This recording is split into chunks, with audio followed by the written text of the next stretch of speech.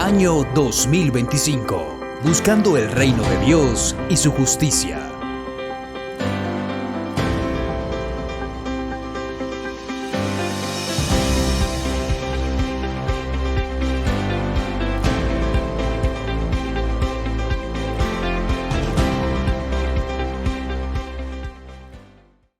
Quiero invitarlos, mis amados hermanos, para que abran sus Biblias en el libro de los Hechos de los Apóstoles, el capítulo 20, versículos 29 y 30.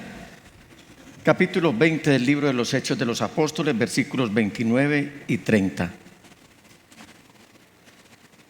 Están los evangelios, Mateo, Marcos, Lucas, Juan. Inmediatamente después está el libro de los Hechos de los Apóstoles. ¿Lo tienen, mis amados hermanos? Leemos en el nombre del Señor Jesús. Sé que después de mi partida entrarán en medio de ustedes los lobos feroces que procurarán acabar con el rebaño.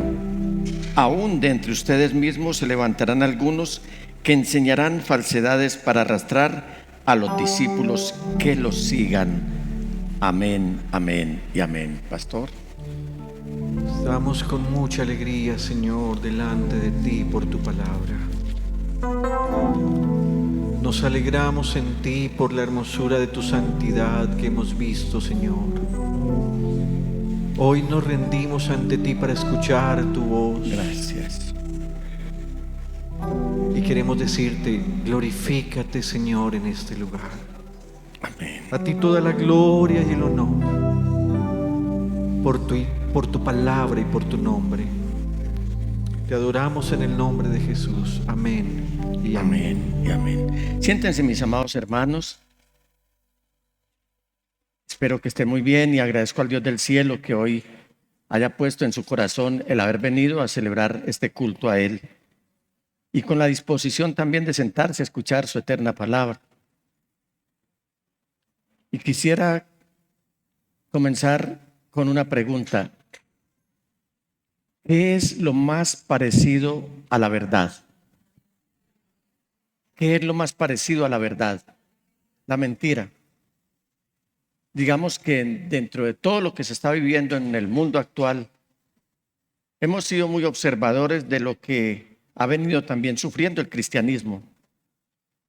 Mientras hacemos nuestro estudio devocional de las Sagradas Escrituras, este servidor y mi amada Marlene, el día de ayer concluimos el libro de los Hechos de los Apóstoles, que nos tomó varios días, Marlene. No sé cuántos días nos tomó, pero nos tomó varios días, porque lo hicimos de una manera lo más minucioso posible y sacamos algunas conclusiones de las cuales quiero compartirles en esta noche el mensaje: cristianismo artificial. Hay flores artificiales, hay muchas apariencias físicas artificiales después de operaciones estéticas.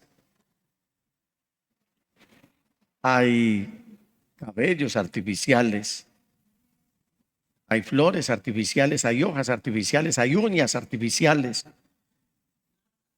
matas artificiales, inteligencia artificial.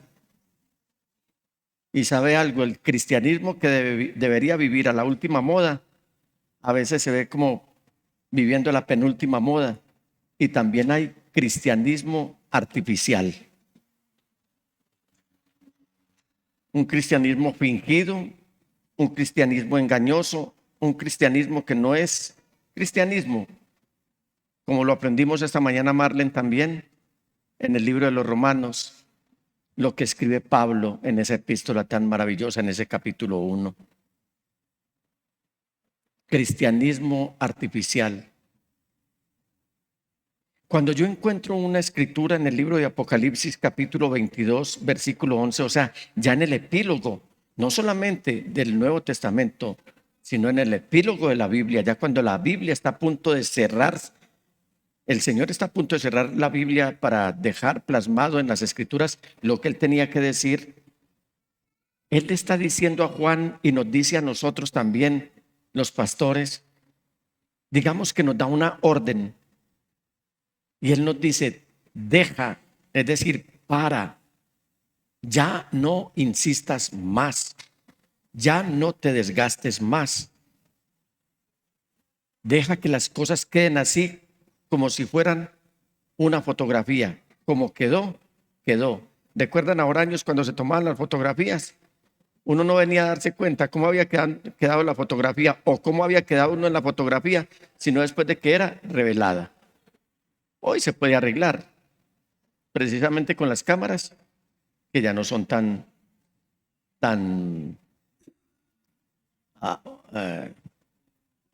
rudimentarias. Pero en aquella época la foto como quedara.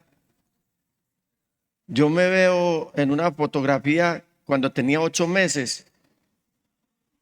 Y no, ya no, yo ya me di cuenta que yo no iba a tener arreglo. Luego me veo en una de 5 años, las cuales conservo. Y definitivamente queda reconfirmado de que no iba a tener arreglo. Y me veo en las fotografías hoy, tomadas con cámaras de alta fidelidad, y súper reconfirmo de que ya me quedé sin arreglo. Me acomodo las gafas. Digo, pero estas gafas están bien, las paro. Mire, están perfectas. Me las pongo, me quedan torcidas y me di cuenta que mi cara es torcida. El problema es mío, no de las gafas. Y muchas cosas así por el estilo. Hoy hay muchas cosas artificiales, pero nosotros seguimos siendo naturales. Todos somos naturales aquí, así como nos trajo el Creador. Ninguna refacción, ninguna reforma, absolutamente no.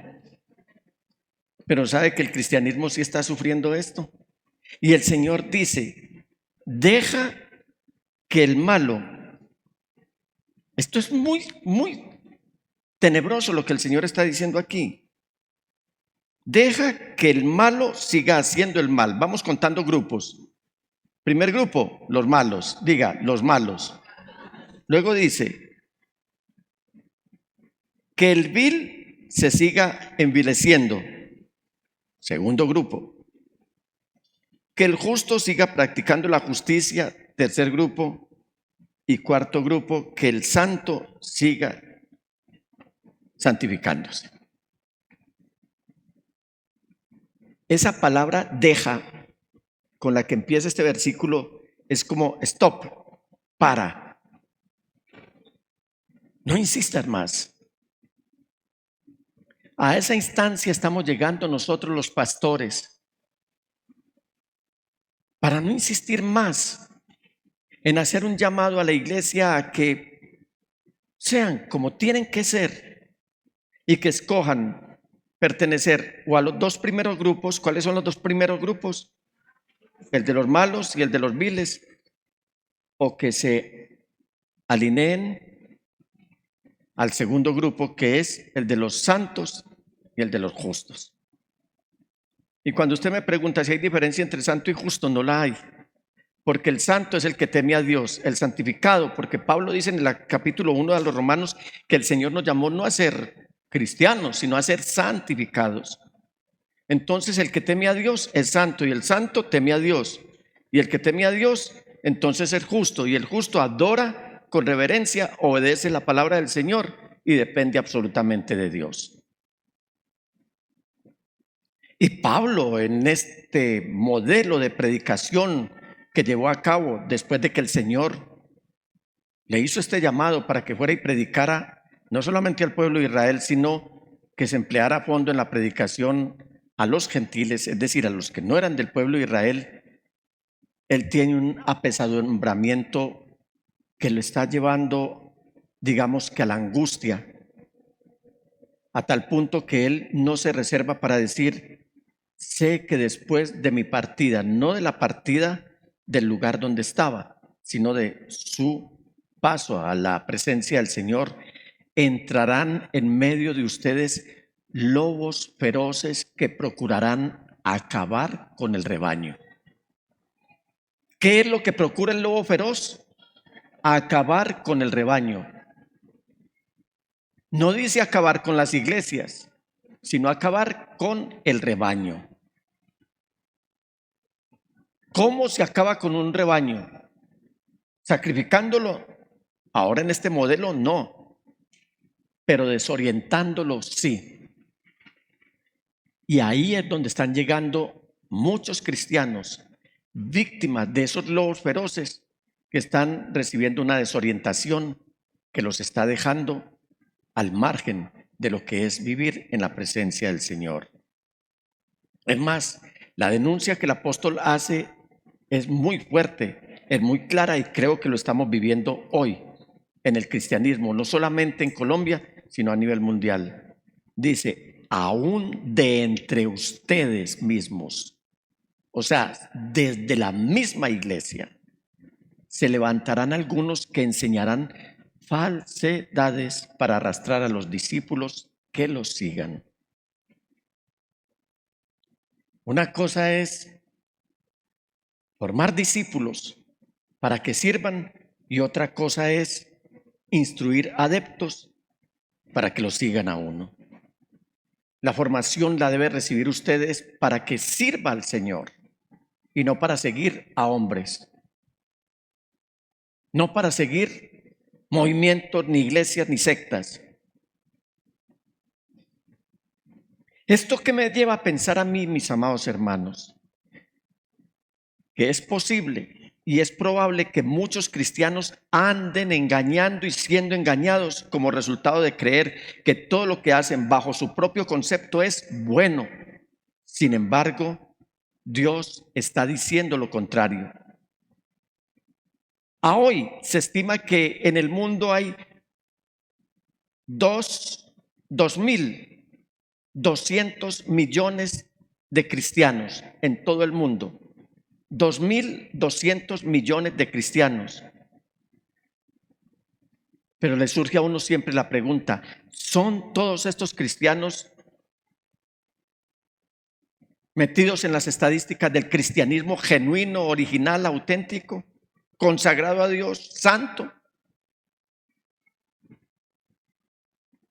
¿Cómo determina uno si es un cristiano genuino o no? ¿Cómo determina usted si usted es un cristiano genuino o no? ¿Cómo lo sabe? Hermanos amados, cada día que pasa siguen creciendo las tendencias preocupantes en las creencias de algunos pastores cristianos. Una de las creencias más preocupantes que se sepa es que estos pastores creen que un cristiano puede ganarse un lugar en el cielo siendo una buena persona. Siempre ha sido un elemento central de la creencia cristiana que estamos muertos al pecado, incapaces de conseguir la vida eterna a través de las buenas obras. Esto lo sabemos muy bien. Solo se nos puede conceder la vida eterna poniendo nuestra fe en el don de la gracia ofrecido por nuestro Señor Jesucristo. Y quiero invitarlos a que observemos detenidamente lo que nos escribe el apóstol Pablo en solamente 2 textos, los cuales considero más elocuentes, relevantes y contundentes. Escribiéndole a los Efesios, en el capítulo 2, versículo 8 y 9 dice: porque por gracia ustedes han sido salvados mediante la fe. Esto no procede de ustedes, sino que es el regalo de Dios. No por obras, diga, no por obras, para que nadie se jacte.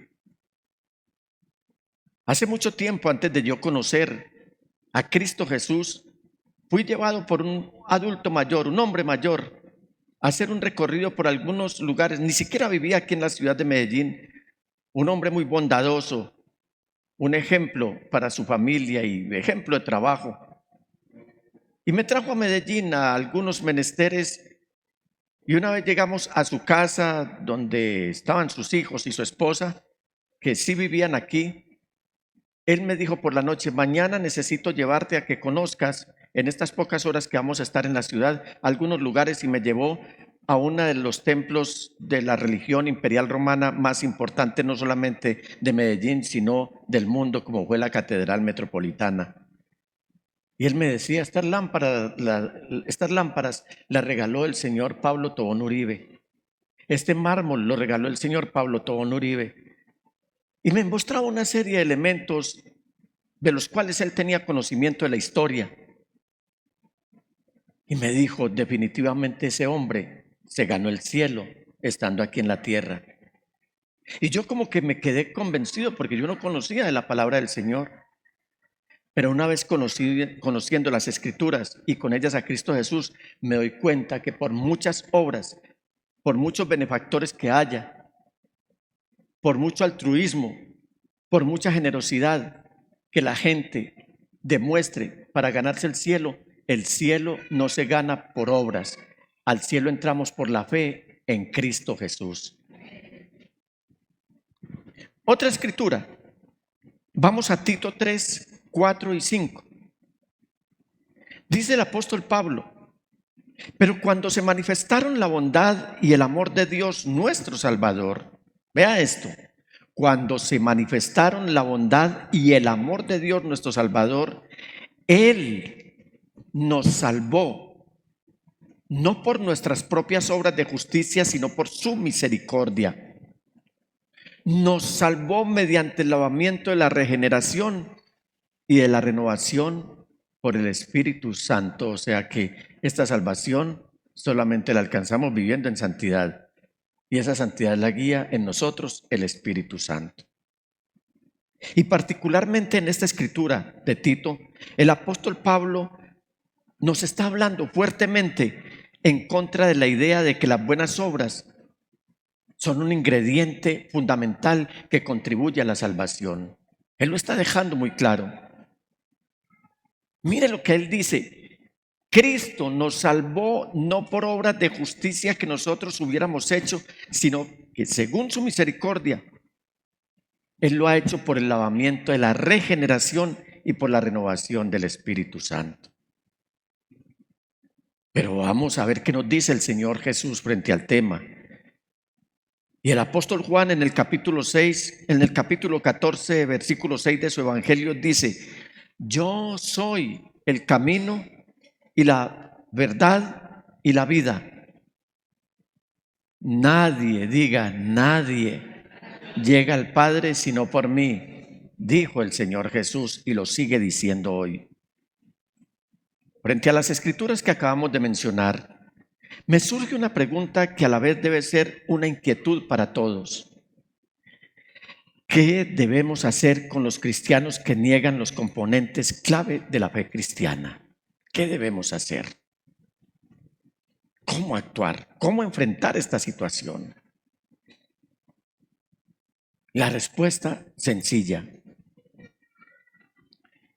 Para hacer frente a los cristianos que niegan los componentes clave de la fe cristiana, es necesario escuchar a Dios y leer las Sagradas Escrituras diariamente, ordenadamente, fervientemente y alegremente.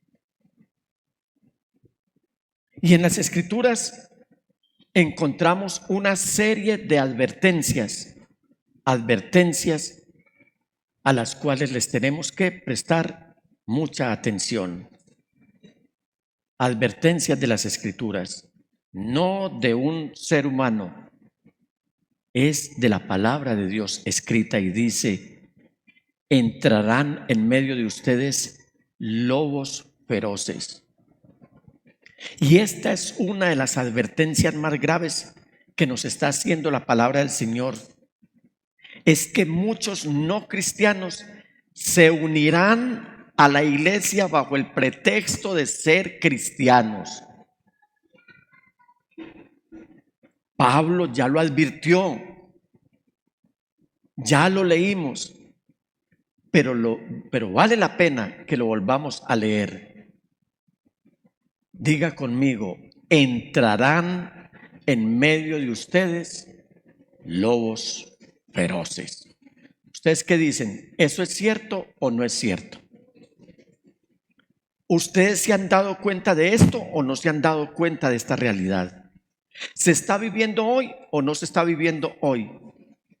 Da vergüenza. Hoy la palabra más sonada en Colombia y quizás en el mundo es la palabra pastor. Esto no es coincidencia.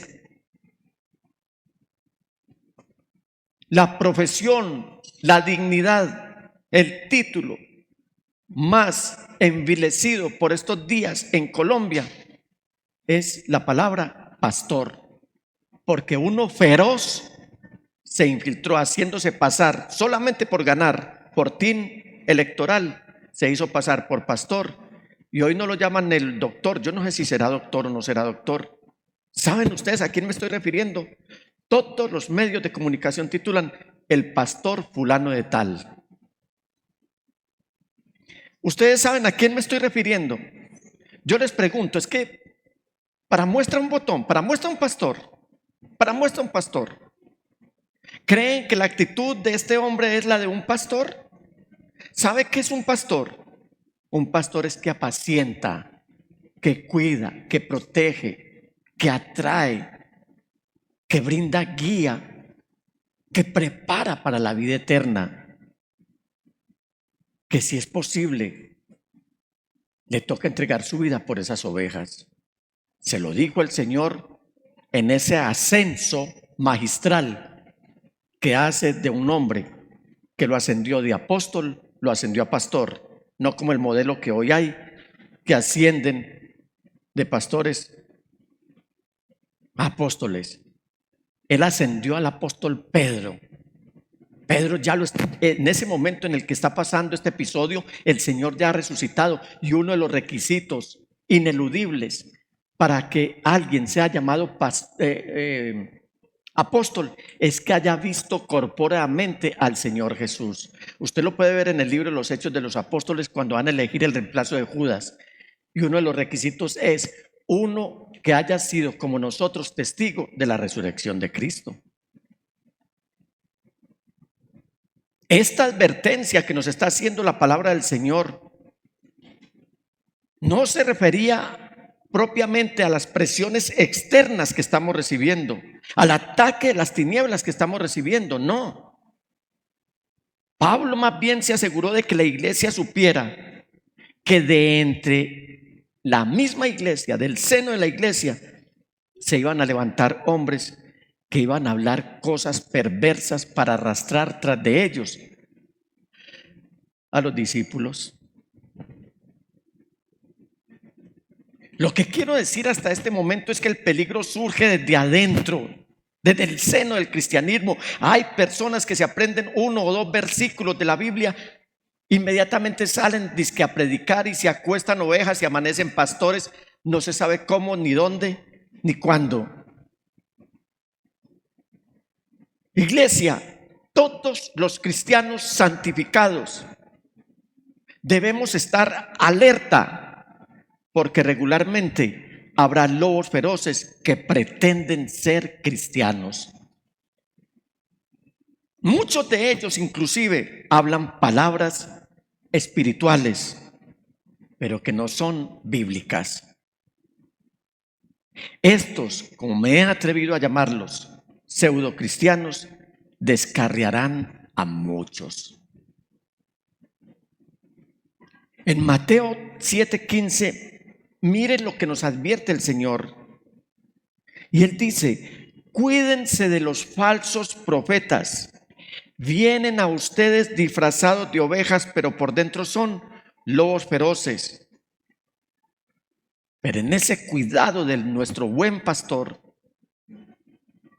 Él nos dice y nos da esta clave: por sus frutos los conocerán. Y dice algo que en su momento pudo haber producido risa, pero esto es en serio. La pregunta es: ¿acaso se recogen uvas de los espinos o higos de los cardos? Pablo, nuevamente escribiéndole a los Corintios en su segunda carta, en el capítulo 11, versículo 3, vuelve y aplora, manifiesta esa preocupación que lo asistía. Pastor, ¿vos te preocupás por el rebaño? ¿Acaso muchas enfermedades? Y no te voy a martirizar aquí, pero nosotros que estamos viviendo la situación familiar nos damos cuenta que un gran porcentaje de las enfermedades que recaen sobre el cuerpo del pastor y de todos nosotros es la preocupación responsable que nos asiste para que ustedes estén bien y no vayan a ser devorados por el enemigo. Pablo no fue la excepción y él dice, pero me temo, es decir, tengo miedo, que así como la serpiente con su astucia engañó a Eva, los pensamientos de ustedes sean desviados de un compromiso puro y sincero con Cristo. Y nuevamente escribiéndole a Timoteo en el capítulo 3, versículo 6 de su segunda carta, es decir, la última escritura que escribió Pablo antes de ser ejecutado por órdenes del Imperio Romano, en sus últimas palabras, en sus últimas líneas, él dice, así son los que van de casa en casa cautivando a mujeres débiles cargadas de pecados que se dejan llevar de toda clase de pasiones. Ellas siempre están aprendiendo, pero nunca logran conocer la verdad. Del mismo modo que Janes y Jambres se opusieron a Moisés, también esa gente se opone a la verdad. Son personas de mente depravada, reprobadas en la fe. ¿Qué es reprobado? ¿Recuerdan cuando lo califican a uno? Bueno, yo nunca perdí. Yo sí perdí un año. Yo sí perdí un año, primero de primaria. ¿Sabe por qué? Por indisciplinado. Que no me escuchen los niños. Yo perdí primero, llamado sexto hoy. Si yo hubiera sabido que primero iba a ser sexto, me hubiera manejado bien para graduarme en primero. Reprobados en la fe. O sea, perdieron, pero no llegarán muy lejos. Y aquí esto lo deberían escuchar aquellos que le están haciendo daño a la obra de Dios. No llegarán muy lejos porque todo el mundo se dará cuenta de su insensatez, como pasó con aquellos dos. ¿Con cuáles dos? Con Janes y con Jambres, los hechiceros que en su momento enfrentaron a Moisés y a Aarón cuando ellos fueron allá. ¿Recuerdan el pasaje de la serpiente, la vara y todo esto? Lean el Éxodo, por favor. Se llamaban Janes y Jambres. De manera que las escrituras no solo nos advierten que habrá muchos falsos maestros dentro de la iglesia que descarriarán a los cristianos. Las sagradas escrituras dicen que muchos se engañarán a sí mismos. Este es otro problema. No solamente viene el engaño, sino que muchos, usted ha visto que hay gente que roba ella misma, pues también hay gente que se engaña ella misma, pensando que son cristianos, cuando realmente no lo son. El Señor Jesús mismo advirtió que muchos pensarán que son cristianos, pero en realidad no lo son. En este mensaje, en esta noche, yo les quiero hacer un llamado urgente, mis amados hermanos. Jesús viene y viene por los que realmente somos cristianos. Y esto debería llevarnos a un acto de reflexión permanente. ¿Sí me estoy manejando bien? ¿Sí estoy cumpliendo con la ley de Dios? ¿Sí estoy obedeciendo la palabra de Dios? ¿Sí estoy adorándolo a Él reverentemente? ¿Sí estoy obedeciéndolo? ¿Sí estoy dependiendo de Él?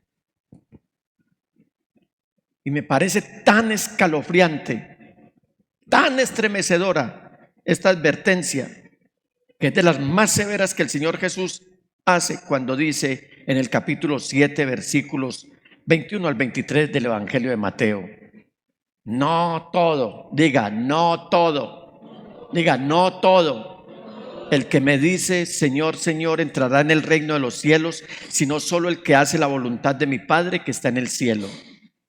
¿Recuerdan que esto también lo dijo Él en su momento cuando dijo: aquí está tu mamá y tus hermanos? Y Él dijo: mi mamá y mis hermanos son todos aquellos que hacen la voluntad de mi Padre. Muchos me dirán en aquel día, miren esto: Señor, Señor, ¿no profetizamos en tu nombre y en tu nombre expulsamos demonios e hicimos muchos milagros? ¿Se está dando eso, sí o no? ¿Qué es lo que hoy se está predicando? Liberaciones a diestra y siniestra, desmesuradamente, sin discernimiento. Pero también muchos están haciendo un llamado a otros: venga por su milagro. Al Señor no lo seguimos por lo que Él nos da. Al Señor Jesús lo debemos seguir por lo que Él es. Él es Dios hecho hombre. Si Él a mí no me diera nada, Si Él a mí no me sanara, es más, si Él a mí me matara, sería justo y no lo negaría, no dejaría de seguirlo, no dejaría de amarlo. Si Él me quiere dar, es porque así Él lo considera y lo recibo. Pero Él dice, muchos me dirán en aquel día, Señor, Señor, no profetizamos en tu nombre y en tu nombre expulsamos demonios e hicimos muchos milagros. Entonces les diré claramente, jamás los conocí. Aléjense de mí, hacedores de maldad. ¿Y saben qué consistía la maldad? En usar falsamente el nombre de Jesús, en no tener reparo, en no tener temor de Dios al invocar el nombre de Él. Figúrense en el lenguaje que Cristo Jesús está hablando. Es un lenguaje condenatorio. Aquí se ve mucha espiritualidad. Usted no ve mucha espiritualidad aquí, porque mire lo que le dicen. No profetizamos en tu nombre. Eso da la impresión de que es espiritual. Expulsamos demonios. Eso da la impresión de que es espiritual. E hicimos muchos milagros también. Había mucho escritural, pero nada espiritual. Si así fuera el Señor, no les hubiera respondido así. O sea que sin bagajes y sin rodeos, porque al Señor le gustaba ir al grano, al punto, al pan pan y al vino vino. Él sin rodeos deja en claro que habrá muchos en el día final del juicio que se asociaron con Jesús e hicieron buenas obras en su nombre. Sin embargo, estos individuos serán expulsados porque no eran creyentes originales, no eran creyentes genuinos, no eran creyentes santos. El Señor los va a desenmascarar y los va a identificar y los va a divulgar como practicantes empedernidos e insensibles de la maldad. La realidad de los falsos seguidores de Cristo Jesús ha estado presente desde que el mismo Señor Jesús pisó la tierra. Y el Señor Jesús regularmente desanimaba a las personas que lo seguían superficialmente, que lo seguían por encimita, que eran tibios espirituales o que eran fríos, que querían seguirlo a su manera de ser, que eran humanistas, desafiantes de Dios. Y vamos a ver algunas escrituras. En Mateo capítulo 8, versículo 19, dice el Señor, vamos hasta el 22, se le acercó un maestro de la ley y le dijo, Maestro, te seguiré a donde quiera que vayas. Las zorras tienen madrigueras y las aves tienen nidos, le respondió Jesús, pero el Hijo del Hombre no tiene dónde recostar la cabeza. Otro discípulo le pidió, Señor, primero déjame ir a enterrar a mi padre.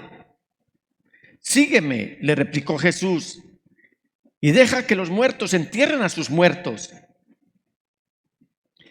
Más adelante les invito para que veamos esta otra historia. Basta con que usted voltee unas hojitas la Biblia si lo está haciendo. Y en el capítulo 19, versículo 16 al 22 encontramos esta historia. Sucedió que un hombre se acercó a Jesús y le preguntó, Maestro, ¿qué de bueno tengo que hacer para obtener la vida eterna? ¿Por qué me preguntas sobre lo que es bueno?, respondió Jesús. Solamente hay uno que es bueno. Si quieres entrar en la vida, obedece los mandamientos de Dios. ¿Cuáles?, preguntó el hombre. Contestó Jesús, no mates, no cometas adulterio, no robes, no presentes falso testimonio, honra a tu papá y a tu padre y a tu madre, y ama a tu prójimo como a ti mismo. Todos esos los he cumplido, dijo el joven. ¿Qué más me falta? Si quieres ser perfecto, anda, vende todo lo que tienes y dáselo a los pobres y tendrás tesoro en el cielo. Luego ven y sígueme. Cuando el joven oyó esto, se fue triste porque tenía muchas riquezas. Otra escritura, Evangelio de Juan capítulo 6 versículos 64 al 66. Cuando el Señor empezó a hablar profundidades espirituales y deja por un lado el tema de su predicación, que era el hacer milagros. Bueno, el tema no era, pero él hacía milagros que confirmaban su predicación. Ya empieza a hablarles de manera más profunda. Y dice que empezaron a abandonarlo. Y el Señor habla de esta manera. Sin embargo, hay algunos de ustedes que no creen. O sea, que eran ateos. Es que Jesús conocía desde el principio quiénes eran los que no creían y quién era el que iba a traicionarlo. Así que añadió: por esto les dije que nadie puede venir a mí a menos que se lo haya concedido el Padre. Desde entonces, muchos de sus discípulos le volvieron la espalda y ya no andaban con él. Pero apareció el apóstol Pedro, el intrépido Pedro, el audaz Pedro, el a veces inoportuno, pero a veces muy oportuno Pedro, y dice: Señor, ¿y a quién iremos si solo tú tienes palabras de vida eterna? Ese debe ser uno de los lemas de la iglesia de hoy. Y lo podemos decir en esta noche. Digan conmigo: Señor Jesús, ¿a quién iremos si solo tú tienes palabras de vida eterna? Jesús, que también empezaba a ahuyentar, a espantar a los seguidores superficiales, habló regularmente sobre el precio, el alto precio que hay que pagar por ser verdaderamente un cristiano. En razón a lo anterior que hemos leído, me siento autorizado por el Espíritu Santo para amonestar a los hermanos e instarlos a que se examinen para que descubran si verdaderamente están en la verdadera fe en Cristo Jesús. Piensen esto: ¿realmente estoy en la fe en Cristo Jesús o soy un cristiano ateo? Pablo lo dice. Y lo dejó escrito en el capítulo 13, versículo 5 de su segunda carta a los Corintios. Examínense para ver si están en la fe. Pruébense a sí mismos. ¿No se dan cuenta de que Cristo Jesús está en ustedes? A menos que fracasen en la prueba. Hermanos amados, íntima devoción.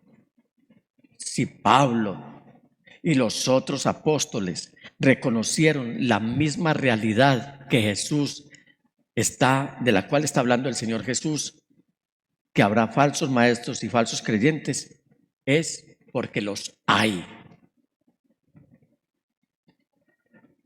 Jesús había enseñado a sus seguidores y nos enseña a nosotros a que seamos seguidores genuinos, que seamos gente de una sola pieza, que no nos desviemos ni a derecha ni a izquierda. Así seamos pocos. El Señor no quiere rastrojera cristiana. Él quiere un rebaño santo que se identifique con Él y que crea firmemente que Él es nuestro Salvador. Porque hay multitudes. Hoy los pastores, algunos pastores quieren multitudes, templos grandiosos, grandes superficies. Pero el Señor no se deja ni deslumbrar por microfonería, ni por parlantes, ni por luces, ni por lujos en los templos. Él nos está diciendo que esto no es masivo, sin identidad. Aunque al cielo entraremos millones y millones, de acuerdo a lo que dice Apocalipsis, pero seremos millones que hemos escogido entrar por la puerta estrecha, nunca por la puerta ancha. Entren por la puerta estrecha. Es el llamado del Señor en esta noche, porque es ancha la puerta y espacioso el camino que conduce a la destrucción, y muchos entran por ella. Pero estrecha es la puerta y angosto el camino que conduce a la vida, y son pocos los que la encuentran. He leído en Mateo 7, 13 y 14. Y con estas palabras, el Señor Jesús dejó claro que son pocos los que siguen la verdad. Esta es una realidad muy seria a la cual debemos nosotros prestarle atención, iglesia. Y es que las Escrituras tienen no pocos textos que afirman de que no todos los que se identifican como cristianos son cristianos verdaderos y genuinos. Ahora bien, todo lo que hemos visto hasta ahora debe haber llevado a muchos a plantearse la pregunta: ¿y quién es un cristiano genuino y verdadero? 2. ¿Quién es un cristiano genuino y verdadero? Con estas advertencias tan severas, ¿cómo puede uno saber si su fe es genuina o no? ¿Cómo puede uno saber si un maestro es un regalo de Dios, si un pastor es un regalo de Dios y no un engañoso lobo con piel de oveja? ¿Cómo puede uno saberlo? Pues así como la Escritura nos advierte, también nos ayuda a entender esto y digamos que a encontrar la respuesta a esta pregunta. El Señor Jesús ya lo dijo y no usó muchas palabras.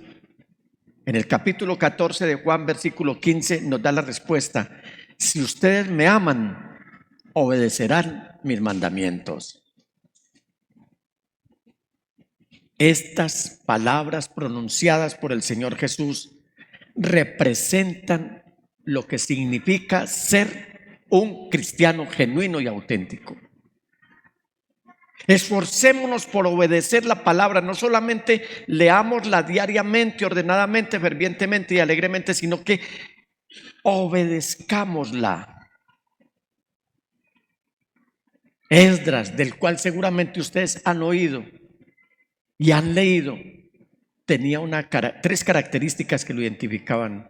Era un hombre que estudiaba las Escrituras, era un hombre que vivía las Escrituras, era un hombre que enseñaba las Escrituras. Y esto es lo que nos está diciendo el Señor aquí: si ustedes me aman.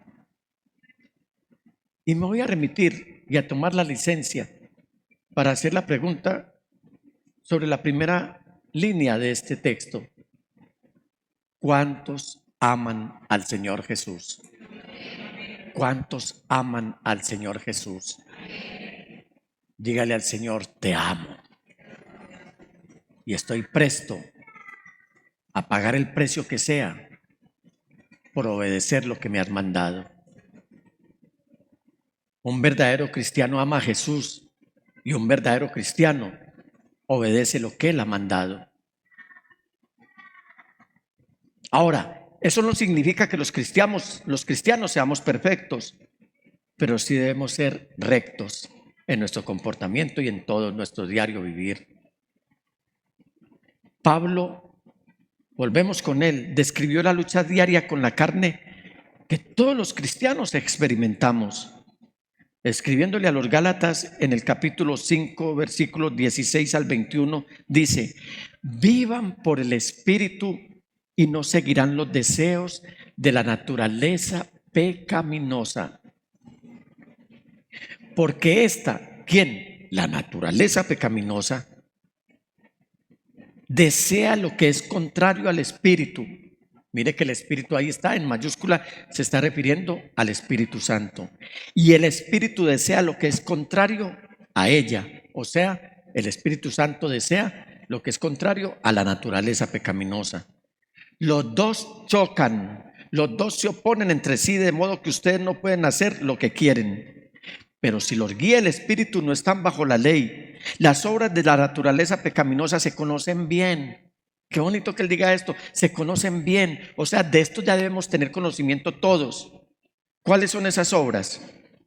Enumerémoslas: inmoralidad sexual, impureza y libertinaje, idolatría y brujería, odio, discordia, celos, arrebatos de ira, rivalidades, disensiones, sectarismos y envidia, borracheras, orgías y otras cosas parecidas. Les advierto ahora, como antes lo hice, que los que practican tales cosas no heredarán el reino de Dios. Sin embargo, iglesia, un creyente genuino debe deleitarse en obedecer la palabra de Cristo Jesús por lo que es y por tener identidad y saber de quién es. Pregunta, ¿de quién son ustedes, hermanos? ¿A quién le pertenecen ustedes? ¿Y qué son ustedes? ¿Ustedes qué son? ¿Cristianos genuinos? ¿Lo son? Vamos a decirlo a los cuatro vientos y que se caiga lo que se tenga que caer.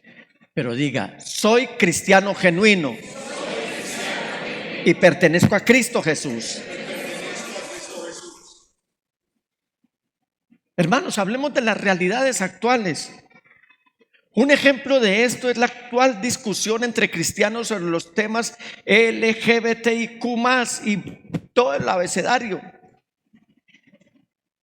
Otro de los temas de discusión es el pecado sexual. Otro de los temas es la idolatría. Otro de los temas es el adulterio. Otro de los temas es la prostitución. Otro de los temas es la homosexualidad. Pero la identidad de los cristianos verdaderos, santos, genuinos,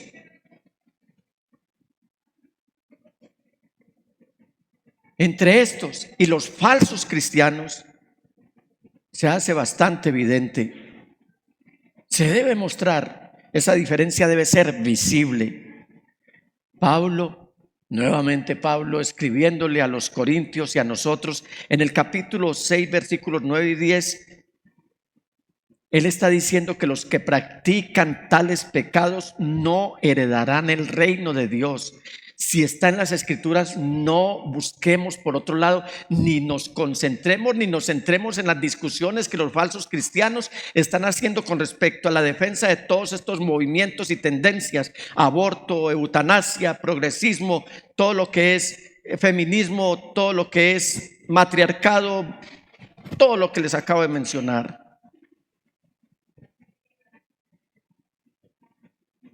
Pablo nos está hablando aquí en Primera a los Corintios, un tema que nosotros debemos enfrentar, y es el de la inclusión. Él aquí está hablando de exclusión, para que no creamos que todo tiene que ser incluido.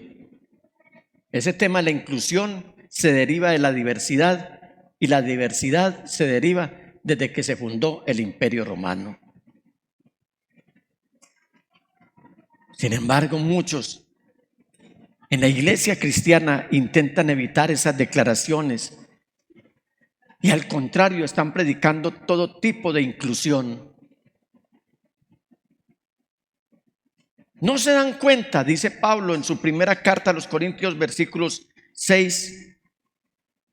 capítulo 6, versículos 9 y 10. No se dan cuenta, es decir, no están enterados de que los que hacen lo malo no heredarán el reino de Dios. No se engañen a sí mismos. Los que se entregan al pecado sexual o rinden culto a ídolos o cometen adulterio o son prostitutos o practican la homosexualidad o son ladrones o avaros o borrachos o insultan o estafan a la gente, ninguno de esos heredará el reino de Dios. He leído en la Nueva Traducción Viviente. Yo veo que Pablo habla sin ambigüedades, sin titubeos. Habla sin mucho temblor. Es elocuente, es contundente. Habla de parte de Cristo. Él está hablando las mismas palabras de Cristo. Pablo, embajador de Cristo, como lo debe ser la iglesia hoy. Todo cristiano debe ser un embajador de Cristo. Así que tenemos una verdad reveladora de lo que es un falso maestro o un falso cristiano, y es que, entendiendo lo que dice la Escritura, lo rechaza, riñe con lo que dicen las Sagradas Escrituras. El que riñe y rechaza con las Sagradas Escrituras, así vaya a la iglesia, no es un verdadero cristiano. Al pan, pan, y al vino, vino. A las cosas hay que llamarlas sin tonos grises ni tonos medios. El apóstol Juan, en su primera carta, en el capítulo 5, versículo 13, él dice: les he escrito estas cosas a ustedes que creen en el nombre del Hijo de Dios, para que sepan que tienen vida eterna. En esta primera carta el apóstol Juan escribió para que uno pueda saber que tiene vida eterna. No es que vamos para la vida eterna, ya tenemos la vida eterna. Si sabemos quiénes somos y a quién pertenecemos. Y el apóstol va a dar una serie de pruebas, una variedad de pruebas para que uno sepa que es un creyente genuino. En su primera carta, en el capítulo 2, vea estas pruebas que nos da el apóstol. Carta de Juan, capítulo 2, versículo 23. Dice: ninguno que niega al Hijo tiene al Padre. El que confiesa al Hijo tiene también el Padre. En Juan 3:6 él escribe: ninguno que permanece en él sigue pecando. Ninguno que sigue pecando lo ha visto ni lo ha conocido. En Juan 3:9 dice: ninguno que ha nacido de Dios practica el pecado, porque la simiente de Dios mora en él y no puede seguir pecando porque ha nacido de Dios. Si usted quiere anotar estas citas, entiendo que no están. Primera carta de Juan 2:23, primera carta de Juan 3:6, primera carta de Juan 3:9. Una de las pruebas de Juan es que tengamos una identificación correcta de quién es el Hijo de Dios. Y hagamos el ensayo. ¿Quién es el Hijo de Dios?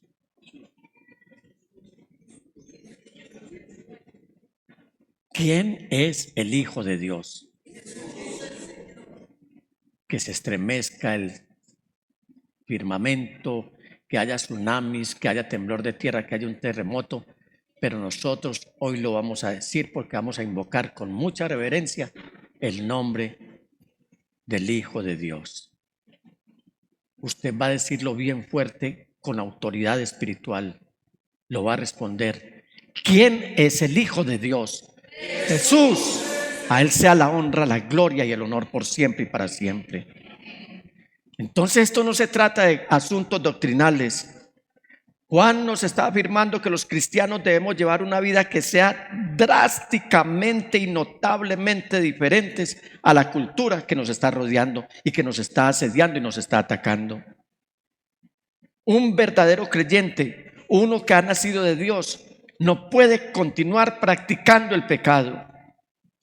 Sin embargo, tristemente, muchos de los autodenominados cristianos están marcados por vidas pecaminosas que no se diferencian del mundo que los rodea. Uno no sabe si van o vienen, entran o salen.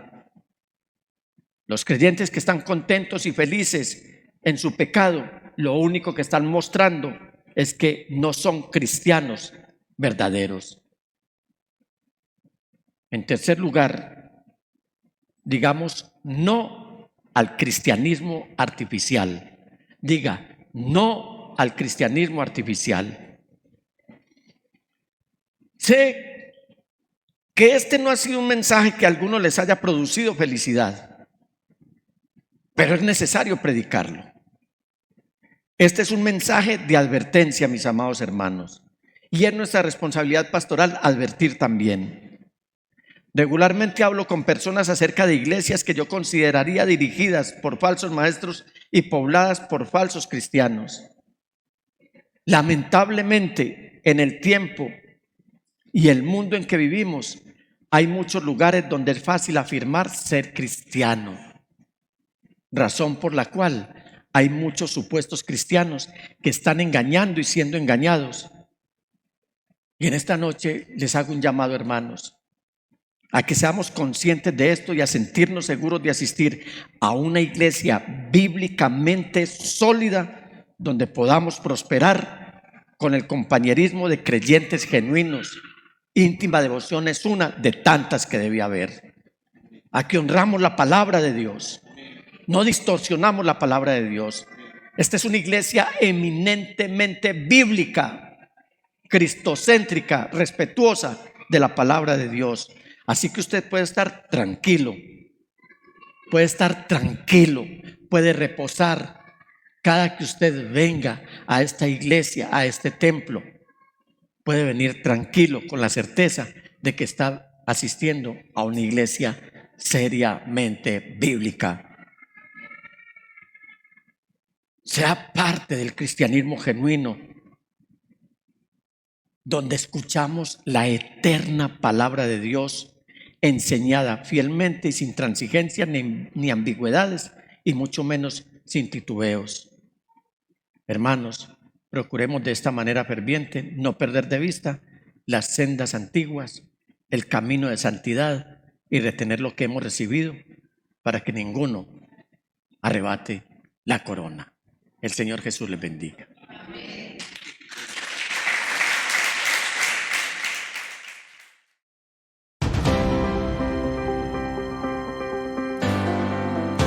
Año 2025. Buscando el reino de Dios y su justicia.